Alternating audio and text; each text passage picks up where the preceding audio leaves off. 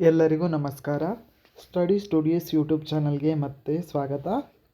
ಇವತ್ತಿನ ವಿಡಿಯೋದಲ್ಲಿ ಕರ್ನಾಟಕ ರಾಜ್ಯ ಸಹಾಯಕ ಪ್ರಾಧ್ಯಾಪಕರ ಅರ್ಹತಾ ಪರೀಕ್ಷೆ KCET 2025 ಬಗ್ಗೆ ಒಂದು ಹೊಸ ಅಪ್ಡೇಟನ್ನು ನಿಮಗೆ ತಿಳಿಸ್ತಾ ಹೋಗ್ತಾನೆ.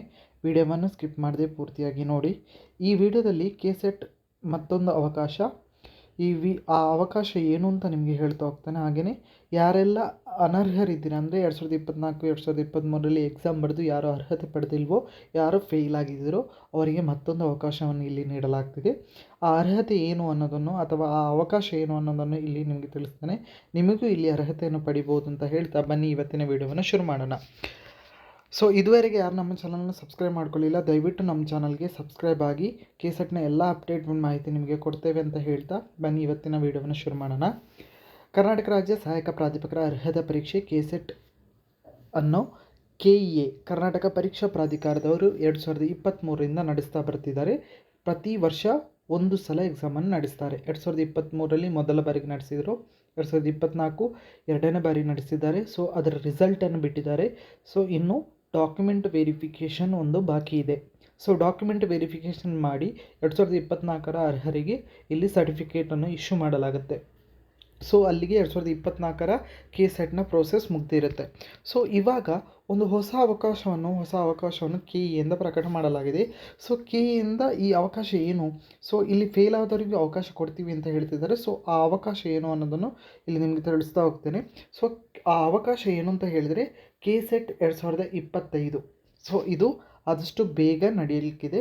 ಸೊ KCET 2025ರ ಎಕ್ಸಾಮ್ ಆದಷ್ಟು ಶೀಘ್ರದಲ್ಲಿ ಇಲ್ಲಿ ನೋಟಿಫಿಕೇಷನ್ ಬರಲಿದೆ. ಇದರ ಪ್ರೋಸೆಸ್ಸನ್ನು ಆದಷ್ಟು ಬೇಗ KE ಅವರು ನಡೆಸ್ತಾರೆ.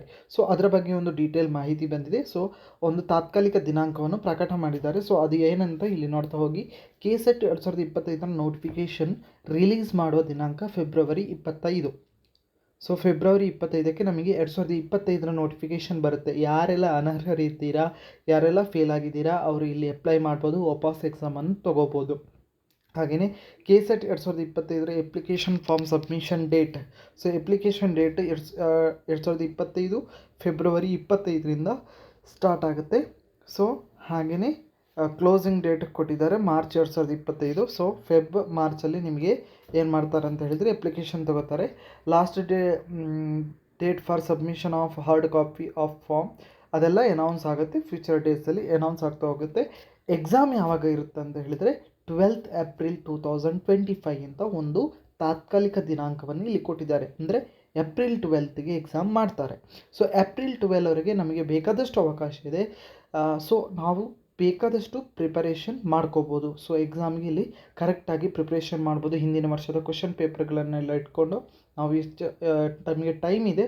ಸೊ 100% ಇವರು ಎಕ್ಸಾಮ್ ಕಂಡಕ್ಟ್ ಮಾಡ್ತಿದ್ದಾರೆ. ಸೊ ಅದಕ್ಕೋಸ್ಕರ ಸ್ವಲ್ಪ ದಿನಾಂಕ ಆಚೆ ಈಚೆ ಆಗ್ಬೋದು. 1 ವೀಕು 2 ವೀಕು 1 ಮಂತ್ವರೆಗೂ ದಿನಾಂಕ ಆ ಕಡೆ ಈ ಕಡೆ ಆಗ್ಬೋದು. ಬಟ್ ಎಕ್ಸಾಮ್ಗೆ ಟೈಮ್ ಸಿಗುತ್ತೆ. ಸೊ ಈಸಿಯಾಗಿ ನೀವು ಓದ್ಕೊಂಡು ನೀವು ಇಲ್ಲಿ KCETನ್ನು ಅರ್ಹತೆಯನ್ನು ಪಡ್ಕೋಬೋದು. So result declaration 4th week of May ಅಂತ ಕೊಟ್ಟಿದ್ದಾರೆ. ಇದೆಲ್ಲ ತಾತ್ಕಾಲಿಕ ದಿನಾಂಕ ಇಲ್ಲಿ ಕೊಟ್ಟಿರುವಂಥದ್ದು. 100% 2025ರಲ್ಲಿ KE ಅವರು ಎಕ್ಸಾಮ್ ನಡೆಸ್ತಾರೆ ಅನ್ನೋದನ್ನು ಇಲ್ಲಿ ಖಚಿತಪಡಿಸಿದ್ದಾರೆ. ಸೊ ಯಾರೆಲ್ಲ ಅನರ್ಹರಿದ್ದೀರಾ ಅಂದರೆ 2024ರಲ್ಲಿ ಎಕ್ಸಾಮ್ ಬರೆದು 2023ರಲ್ಲಿ ಎಕ್ಸಾಮ್ ಬರೆದು ಅರ್ಹತೆ ಪಡೆದಿಲ್ವೋ, ಹಾಗೆಯೇ ಫೇಲ್ ಆಗಿದ್ದೀರೋ, ಹಾಗೆಯೇ ಹೊಸದಾಗಿ ಯಾರಾದರೂ ಅಪ್ಲೈ ಮಾಡಬೇಕು ಅಂತ ಇದ್ದರೆ ಈ ಅವಕಾಶವನ್ನು ಉಪಯೋಗಿಸಿಕೊಳ್ಳಿ ಅಂತ ಹೇಳ್ತಾ ಇದಿಷ್ಟು ಇವತ್ತಿನ ಮಾಹಿತಿ. ಈ ಮಾಹಿತಿ ನಿಮಗೆ ಇಷ್ಟ ಆಗಿದೆ ಲೈಕ್ ಮಾಡಿ, ಹಾಗೆಯೇ ಶೇರ್ ಮಾಡಿ, ನಮ್ಮ ಚಾನಲ್ಗೆ ಸಬ್ಸ್ಕ್ರೈಬ್ ಆಗಿ ಅಂತ ಹೇಳ್ತಾ ಎಲ್ರಿಗೂ ನಮಸ್ಕಾರ.